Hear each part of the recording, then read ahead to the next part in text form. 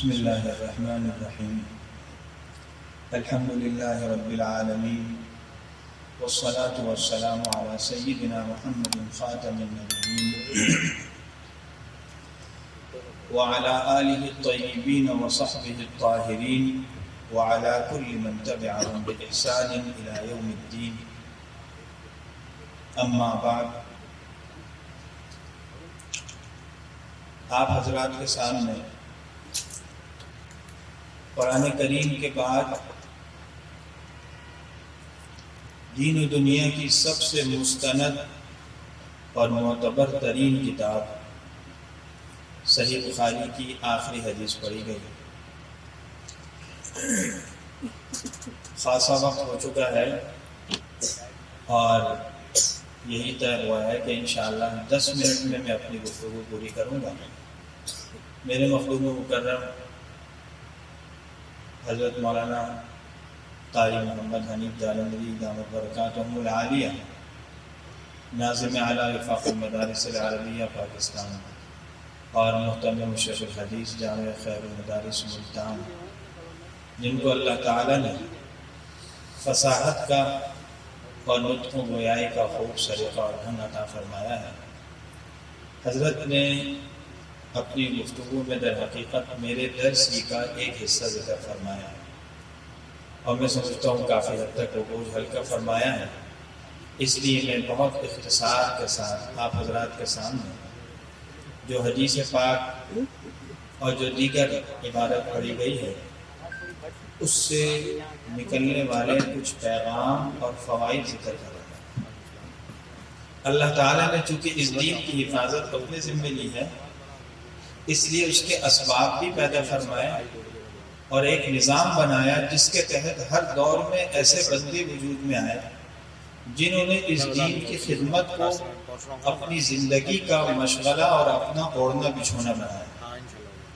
اور تاریخ اسلام میں ایسی جو چند شخصیات نمایاں ہیں ان میں سے ایک نام حضرت امام بخاری رحمۃ اللہ علیہ کا ہے، جنہوں نے صحیح بخاری کی شکل میں یہ مجموعہ احادیث پاک کا ایسے سلیقے کے ساتھ اور ایسے اخلاص کے ساتھ مرتب فرمایا کہ 1200 سال گزر رہے ہیں، اللہ کی شان ہے.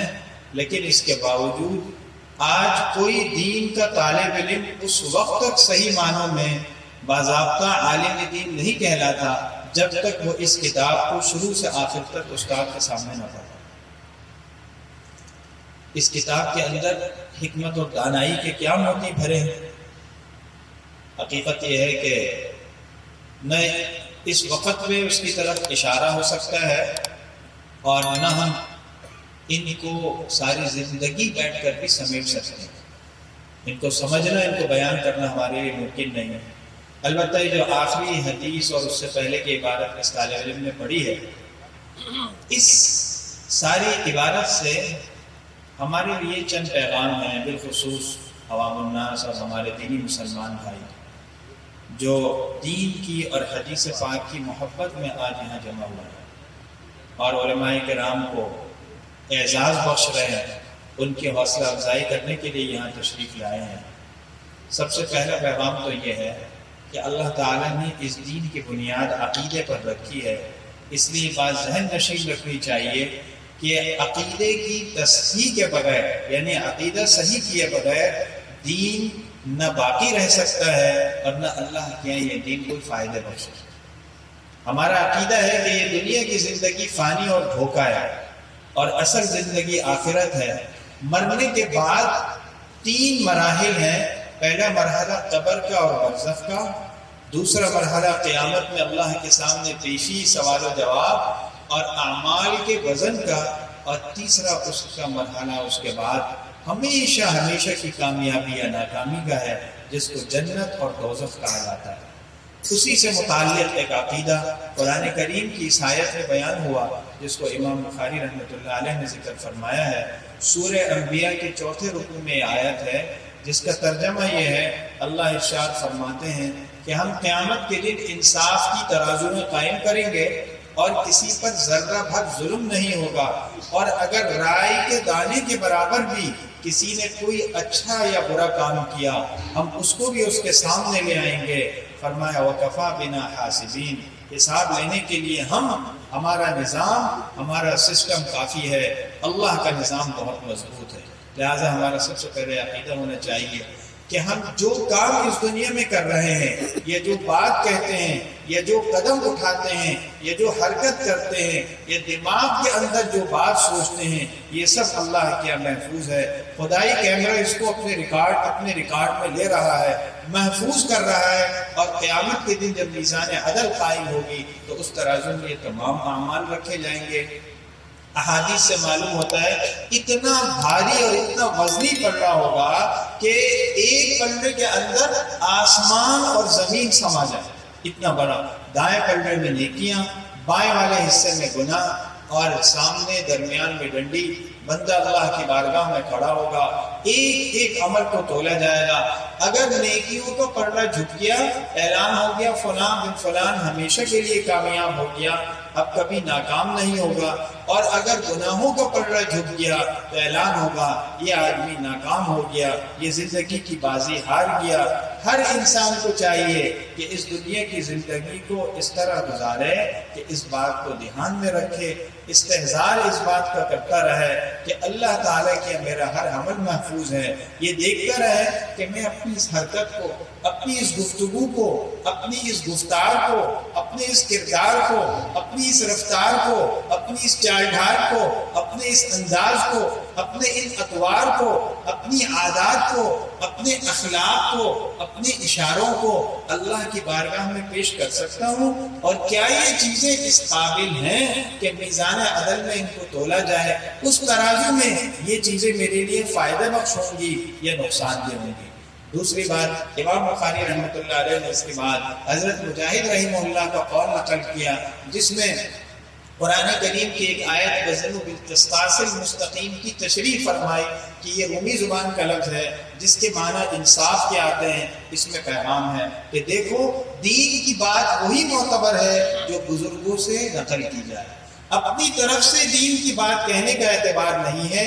جو دین کے علماء، دین کے ماہرین اور اس فن میں زندگی گزارنے والے جو بات کہیں گے وہ معتبر ہوگی. امام بخاری معمولی آدمی نہیں ہے، زندگی حدیث کی خدمت میں گزری، اپنی طرف سے بھی حدیث کی یا قرآن کی آیت کی تفسیر کر سکتے ہیں. لیکن حضرت مجاہد رحمہ اللہ کا قول بتایا جنہوں نے صحابہ سے علم سیکھا ہے، عبداللہ بن عمر رضی اللہ عنہ کے خاص شاگردوں میں ہیں. بتایا جس شخص نے اہل علم سے دین پڑھا اسی کا علم معتبر ہے، اسی کی بات معتبر ہے، اسی کی تقریر معتبر ہے، اسی کی ہدایت معتبر ہے. اس کے علاوہ کسی کی بات کے پیچھے چلنا یہ گمراہی ہے، اپنے دین کو خطرے میں ڈالنا ہے. اور اس کے بعد حضور کریم صلی اللہ تعالی علیہ وسلم کی ایک حدیث مبارکہ ذکر کی ہے. ہمارے عزیز طالب علم نے آپ کے سامنے ناموں کا ایک طویل سلسلہ پڑھا ہے جس کو حدیث کی سند کہتے ہیں.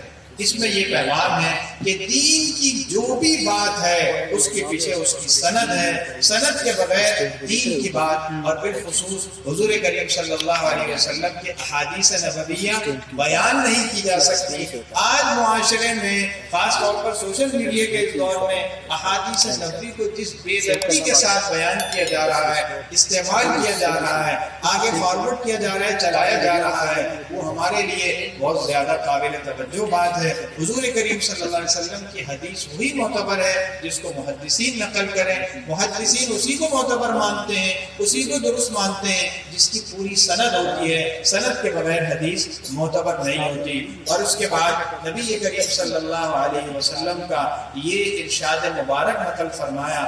حضرت ابو ہریرہ رضی اللہ تعالیٰ عنہ اس حدیث کے راوی ہیں. یہ وہ محدث ہیں جن سے سب سے زیادہ صحابہ میں حضور کریم صلی اللہ علیہ وسلم کی 5274 احادیث مروی ہیں. محدث بقیہ بن مخلد نے اس کا ذکر کیا ہے. جب ان کا انتقال ہوا تو اعلان ہو رہا تھا کہ روئے زمین کے سب سے بڑے احادیث نبوی کے عالم آج دنیا سے چلے گئے. ان کو یہ مرتبہ کیوں ملا؟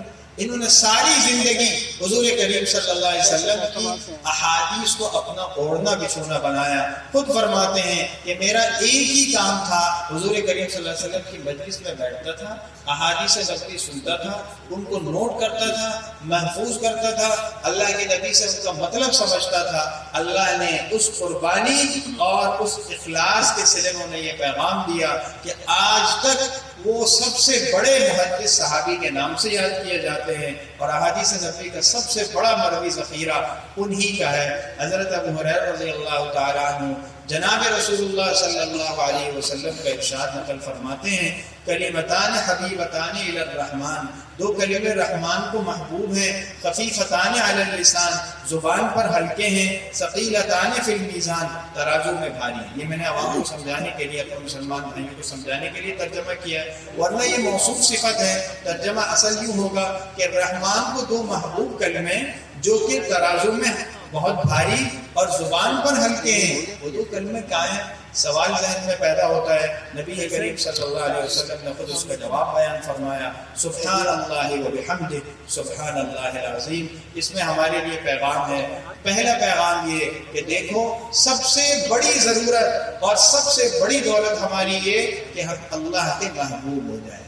اس کا نسخہ یہ ہے کہ ان دو کلموں کی کثرت کرو، یہ کلمے اللہ کو محبوب ہے۔ علماء نے کہا اس کا مطلب یہ ہے کہ ان کلموں کو جو آدمی کثرت سے پڑھتا ہے وہ اللہ کا محبوب ہو جاتا ہے۔ دوسرا پیغام یہ ہے کہ بہت سے عمل ہلکے ہوتے ہیں، آسان ہوتے ہیں، لیکن ان کے ہلکے آسان ہونے کی وجہ سے ہمیں دھوکہ پڑ جاتا ہے، ہم ان اعمال کی قدر نہیں کرتے۔ جیسے حضرت نے فرمایا کسی کی دعا لینا، کسی کو دعا دینا یہ کوئی معمولی عمل نہیں ہے، کسی کا ہاتھ بٹا لینا، کسی سے مسکراہٹ سے مل لینا یہ کوئی معمولی عمل نہیں ہے۔ کسی عمل کو ہلکا مت سمجھنا، یہ ہلکا سمجھ کر اس عمل کو چھوڑ نہ بیٹھنا۔ قیامت کے دن جب اعمال نامے میں تولے جائیں گے اور ایک نیکی کے پیچھے آدمی مارا پھرے گا، اس وقت میں قدر آئے گی کہ یہ عمل کتنا قیمتی تھا جس کو ہم نے ہلکا سمجھ کر ضائع کر دیا۔ تیسرا سبق فرمایا ترازو میں یہ دو کلمے بہت بھاری ہیں، انسان کو اس کی فکر کرنی چاہیے کہ میرا نام عمل قیامت میں وزنی ہو، اور اپنے اعمال کے اندر وزن لانے کی کوشش کرنی چاہیے۔ علماء کرام، محدثین اعظام، شارحین اور اہل اللہ سب اس پر متفق ہیں کہ اعمال میں وزن دو چیزوں سے آتا ہے، ایک اخلاص کے ساتھ ہر کام کو اللہ کے لیے کرنے کا جذبہ ہو، نہ شہرت ہو، نہ نمود ہو، نہ دکھاوا ہو، نہ مال کی محبت ہو، نہ کوئی اور مقصد ہو، صرف اور صرف اس لیے کہ اللہ راضی ہو۔ حتیٰ کہ جنت کی نیت بھی بات کی بات ہے، اللہ راضی ہوں گے جنت خود بخود مل جائے گی۔ اور دوسری بات یہ کہ وہ عمل شریعت اور سنت کے سانچے میں ڈھلا ہوا ہو، شریعت کی مقرر کردہ تعلیمات کے مطابق ہو۔ ان دو نقطوں کو اور ان دو پہلوؤں کے سامنے رکھ کر جو بھی عمل ہوگا تو اللہ کیا بہت بڑا ہے، کوئی عمل پھر اللہ کیا چھوٹا نہیں۔ اللہ کے عمل کی گنتی نہیں دیکھی جاتی، اللہ کے عمل کی شکل نہیں دیکھی جاتی، اللہ کے مجمع کی کثرت نہیں دیکھی جاتی، اللہ کی تعداد نہیں دیکھی جاتی، اللہ کیا صرف یہ دیکھا جاتا ہے کہ وہ عمل کرنے والا وَلَٰكِن يَنَالُهُ التَّقْوَىٰ مِنكُمْ کتنے دل کی گہرائی سے وہ عمل کر رہا ہے، اور اس کا عمل اللہ کے نبی کے بتلائے ہوئے طریقے کے مطابق کتنا ہے۔ اس لیے کہ اس کائنات میں اللہ کے سب سے محبوب چاہیے تھے اللہ کے نبی ہیں، اس لیے اللہ کو سب سے زیادہ جو طریقہ پسند ہوگا عمل کا وہ نبی کا ہوگا۔ ان دو پہلوؤں کو ساتھ لے کر اور ان دونوں باتوں کو مد نظر رکھ کر جو عمل کیا جائے گا وہ عمل وزنی ہوگا۔ اور آخری پیغام سبحان اللہ و بحمدہ سبحان اللہ العظیم، یہ بہت بابرکت وظیفہ ہے، بہت مبارک کلمہ ہے۔ ہمیں چاہیے کہ اللہ کے ذکر کی کثرت کریں۔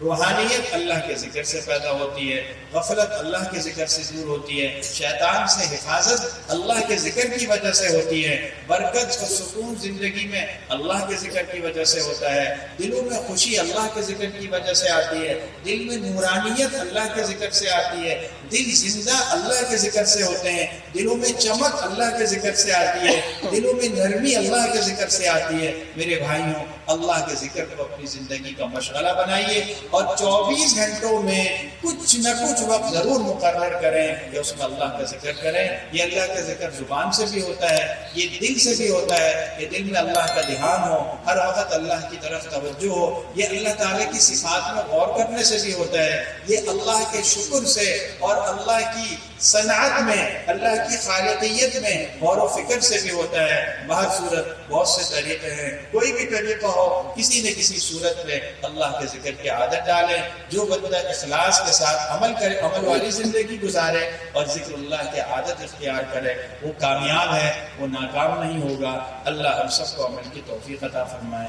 وآخر دعوانا ان الحمد للہ رب العالمین۔